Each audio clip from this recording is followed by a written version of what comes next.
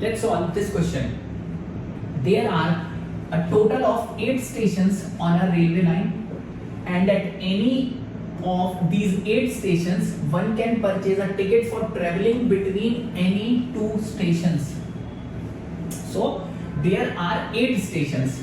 So 1, 2, 3, 4, 5, 6, 7 and 8. These 8 stations are on a railway line or are connected by a railway line, and at any one of them I can purchase a ticket between any 2 stations. Now further, tickets are available in 3 different classes. So tickets are of 3 types, that is AC first class and second class. If pre-printed card tickets are used, how many distinct tickets need to be stocked at each station? So I need to find the number of tickets that need to be stocked at each station if these conditions are fulfilled. First of all, at any station I can purchase a ticket to travel between any 2 of the stations. Now I know there are 8 stations.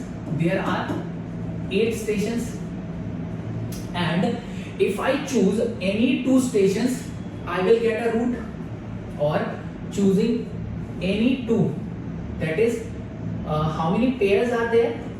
So total number of pairs of stations would be 8C2. Choosing any 2 station out of these 8 stations is 1 pair of station. And I know if I let's just assume this is station A, this is station B. If I choose this pair in 8C2 ways, in 8C2 pairs, there is this 1 pair of station A to B. How many routes are there? If I choose 1 pair, then how many routes are there? 1 route is from A to B and 1 route is from B to A.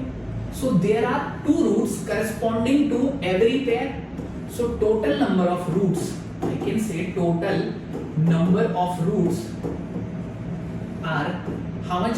8 into 7 by 2 into 2. That is 56 routes are there. 56 routes are there, total routes, for which I can purchase a ticket at any one of these stations. Now second condition is further tickets are available in 3 different classes.